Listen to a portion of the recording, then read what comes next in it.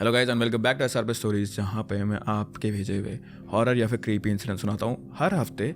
लेकिन इस हफ्ते हम लोग थोड़ा सा कुछ डिफरेंट कर रहे हैं। आज मैं तुम्हें जो कहानी बताने जा रहा हूँ, ठीक है, that has not really inspired me because of this story, because of this guy story, पर वो कितने ज़्यादा हम्बल थे इस चीज़ से मैं बहुत ज़्यादा प्रभावित हुआ हूँ। और इसी रीज़न की वजह से मैं आज तुम्हें फ्रेंड सेलेक्ट की स्टोरी बताना चाहता हूँ। आप सभी की ज़िंदगी में कभी ना कभी एक ऐसा पल पक्का आया होगा जहाँ पे आपने अपने आप को बहुत ही ज़्यादा लकी फील करा होगा। तो इसीलिए आज मैं आपको कहानी बताना चाहता हूँ फ्रेंड सेलेक्ट की ज़िंदगी की।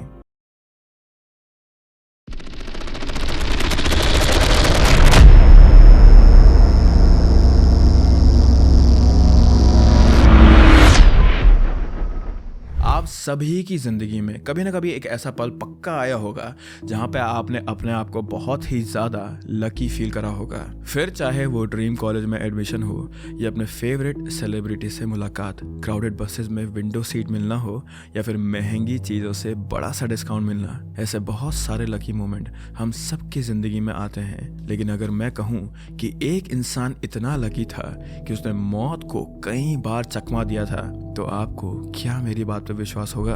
आज मैं एक ऐसे इंसान की कहानी बताने वाला हूँ जिसने मौत को सिर्फ 1 या 2 बार नहीं बल्कि टोटल में 7 बार चकमा दिया था। And he is considered as the luckiest person in the world. तो इसीलिए आज मैं आपको कहानी बताना चाहता हूँ फ्रेन सेलेक्ट की जिंदगी की।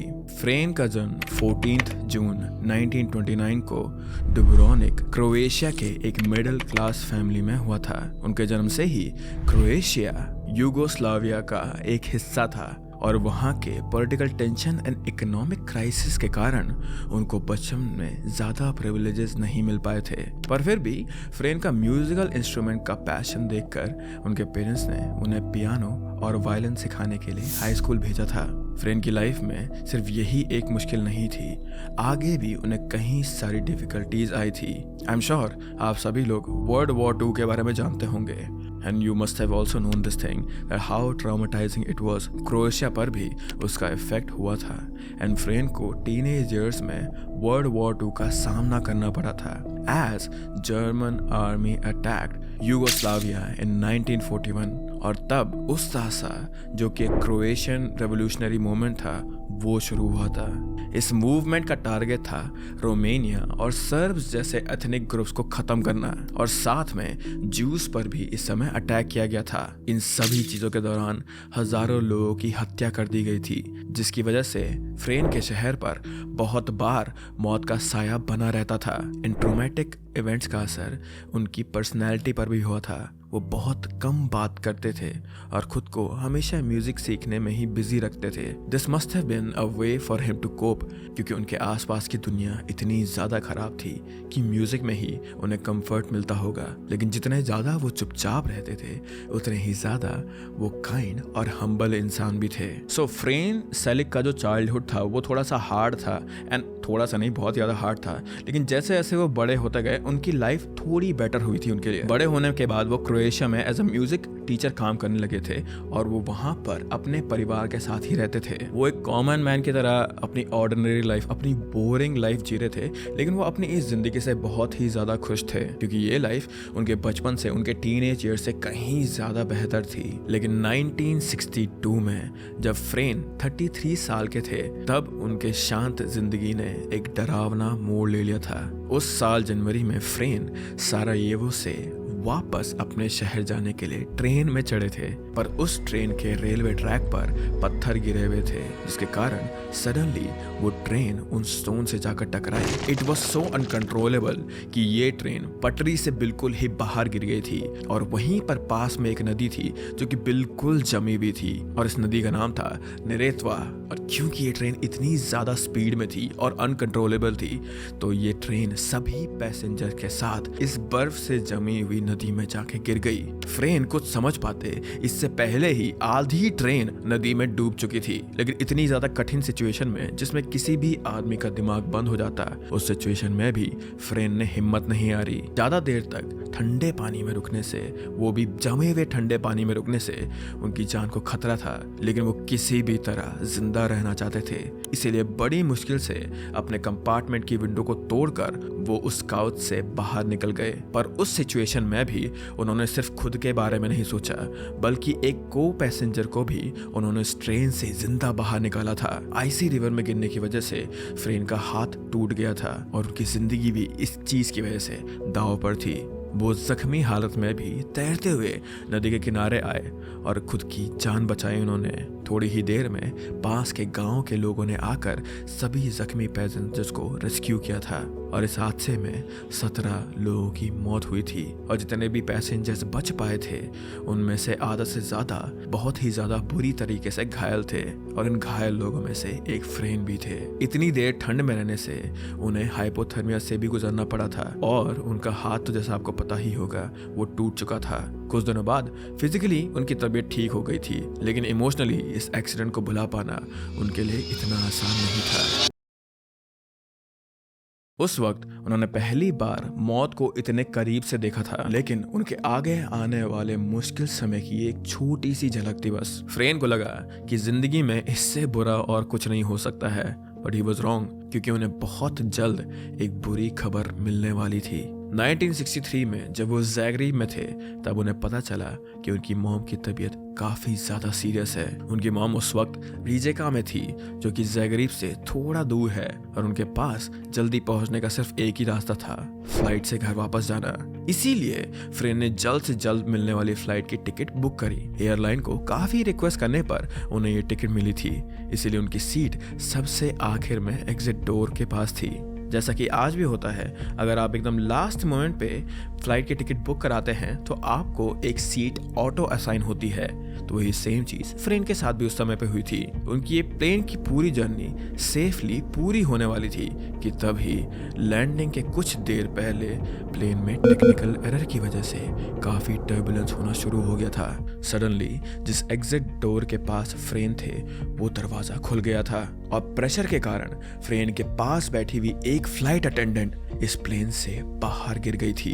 अगेन फ्रेन को समझ पाते और अगले ही पल में फ्रेन भी एयर प्रेशर की वजह से इस फ्लाइट से बाहर गिर गए थे and he fell to the height of 2600 feets. इतनी हाइट से गिरने पर कोई भी इंसान नहीं बच सकता है, दैट इज फॉर श्योर। लेकिन मिरेकलसली फ्रेन इतनी ज्यादा हाइट से नीचे डायरेक्टली एक सूखी घास के ढेर पर गिरे थे।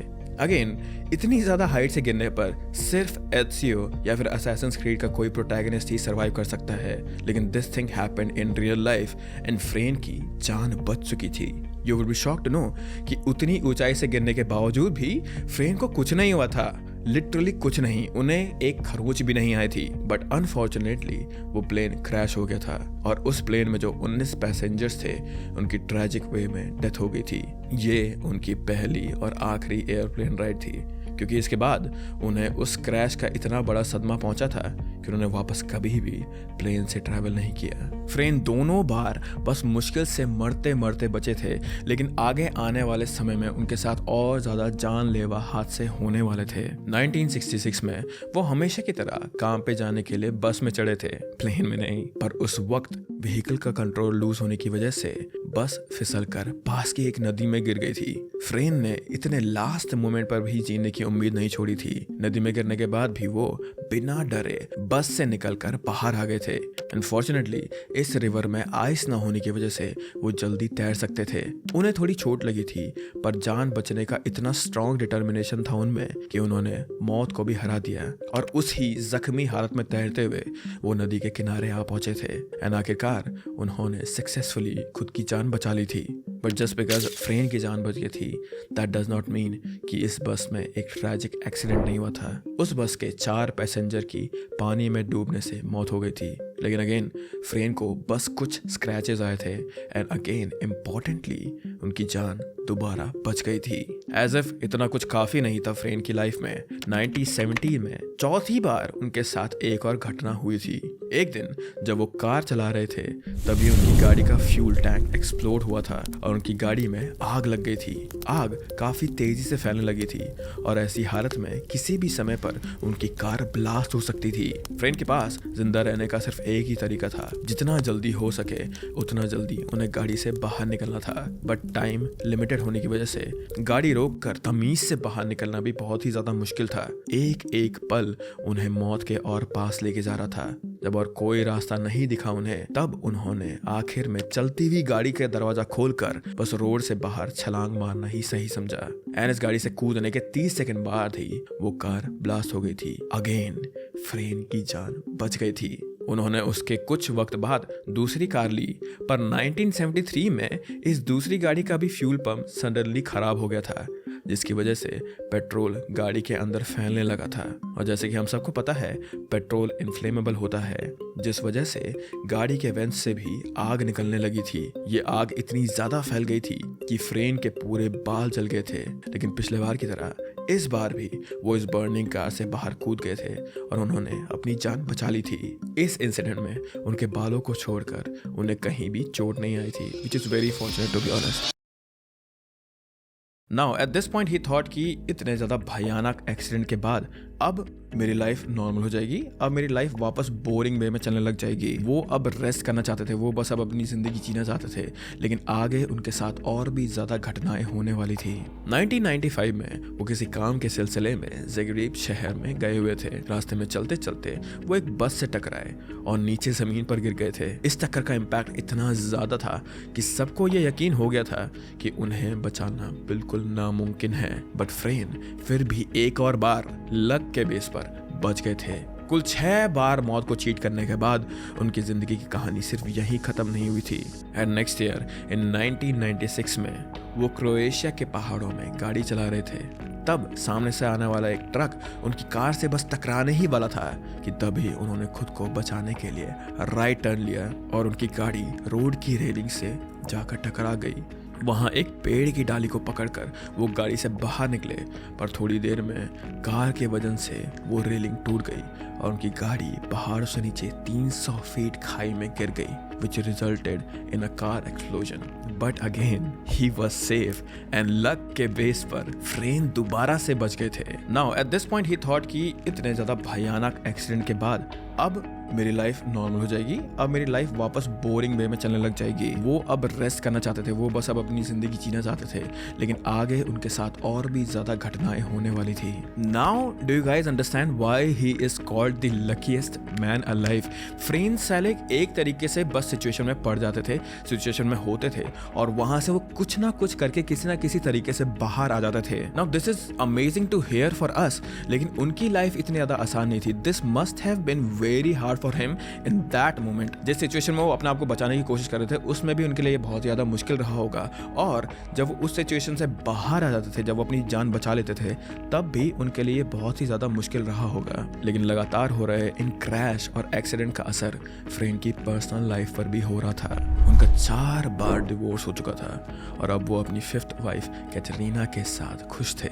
जितने लकी फ्रेन मौत को चकना देने में हो गए हैं, उतने ही लकी अब वो फ्रेंड्स बनाने में भी हो गए हैं। उनके कई दोस्त उनसे बात करने से डरते थे, थिंकिंग कि जहां फ्रेन मौजूद रहेगा वहां पक्का कुछ ना कुछ बुरा होगा। इस कारण फ्रेन अपने नियर डेथ एक्सपीरियंसेस के बारे में ज्यादा किसी से बात नहीं करते थे। पहले उनकी लाइफ एक रोलर कोस्टर जैसी बन चुकी थी और 7 बार मौत के मुंह से वापस आने के बाद उनकी जिंदगी बहुत ही ज्यादा दिलचस्प मोड़ पर आ गई थी। अब 2003 में अपने 73rd बर्थडे पे उन्होंने लाइफ में पहली बार लॉटरी की टिकट खरीदी थी और उनके लक ने उनका दोबारा वहाँ पे साथ दिया। जहाँ लोगों को बहुत ट्राइज करने पड़ते हैं लॉटरी जीतने के लिए, वहीं फ्रेन ने पहली बार लॉटरी खरीदने पर ही उन्हें 6.5 मिलियन क्रोएशियन क्रोनास मिले थे। इंडियन रुपीस में अगर इन्हें कन्वर्ट करें तो ये टोटल होता है करीबन 5 करोड़ के आसपास। इन पैसों से उन्होंने पहले तो अपनी लंबी जिंदगी की खुशी में वर्जिन मैरी का एक श्राइन बनवाया।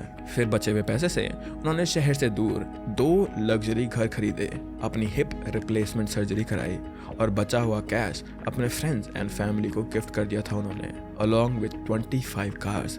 लेकिन उनकी सिंपल लाइफस्टाइल की वजह से 2010 में उन्होंने वो दोनों लग्जरी घर बेच दिए और अपने होम टाउन में एक छोटा सा घर ले लिया था उन्होंने, जहां वो अपनी बीवी कैटरीना के साथ शिफ्ट हो गए थे। उनका कहना था कि उन्हें इस एज में बस कैटरीना की जरूरत है, पैसे से उनका कुछ भी नहीं बदलेगा। इस टर्न ऑफ इवेंट्स के बाद फ्रेंड सर्कल में उन्हें सब मिस्टर लकी कहते थे, बिकॉज वो प्लेन क्रैश, ट्रेन एक्सीडेंट, बस एंड कार एक्सीडेंट सभी से बार बार जिंदा बच के वापस आए थे। उनका जीवन हमेशा उतार चढ़ाव से भरा रहा, पर उन्होंने हमेशा अपनी लाइफ को पॉजिटिव वे में ही देखा। 30 नवंबर 2016 में एट द एज ऑफ 87 उनकी ओल्ड एज की वजह से डेथ हो गई थी। But I am pretty sure that Frane must have not regretted his life at that point. Frank की लाइफ बिल्कुल किसी मूवी जैसी लगती है, और जब मैं इस वीडियो के लिए रिसर्च भी कर रहा हूँ तब मुझे खुद बार बार ये डाउट हो रहा था कि ये एक रियल स्टोरी है या फिर एक फिक्शनल।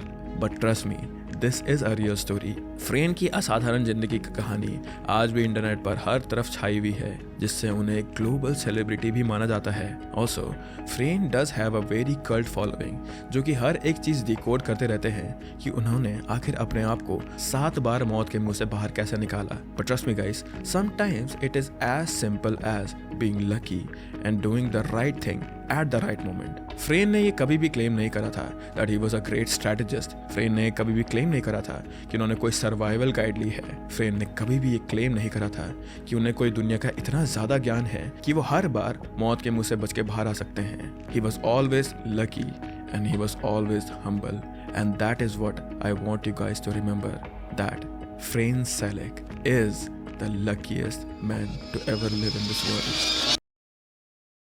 So, I hope कि तुम लोगों को फ्रेन सेलेक की कहानी उतनी ज़्यादा पसंद आई होगी जितनी मुझे पसंद आई थी। One more little thing that I want to add here is कि I have seen a lot of people troll him. Fren Selek को ट्रोल करते हुए मैंने बहुत बार देखा लोगों को कि he was just in that situation और वो बच गया था, he did not know anything. That is not true. अगर कोई आदमी 7 बार बच रहा है ठीक है, and he also like earns पहली बारी में वो अपनी लॉटरी टिकट जीता है, that does mean that he was lucky, but this does not like we should not put him down because of this thing. वो अब इस दुनिया में नहीं है, and he did achieve a lot of things in his life. He gave away so much money and he wanted to live a simple life. और उन morals को हम लोगों को नीचे नहीं दिखाना चाहिए। That is all I want to say about Fren Selek. बाकी थोड़ी बहुत मस्ती सबकी चलती रहती है, इट्स फाइन। सो अगर आप लोगों को ये वीडियो पसंद आई देन प्लीज लाइक कर देना इस वीडियो को, और कमेंट में मुझे बता देना that do you want me to tell more stories like this, क्योंकि इस साल मैं एक ऐसी सीरीज बनाना चाहता हूँ। सो या do let me know what is your response. बाकी नेक्स्ट वीक तुम लोग को हॉरर स्टोरी सुनने के लिए मिल जाएगी, don't worry about that thing. But with that I hope that you guys are happy and healthy, और मैं मिलता हूँ तुम लोगों से अब अगले हफ्ते। Bye bye.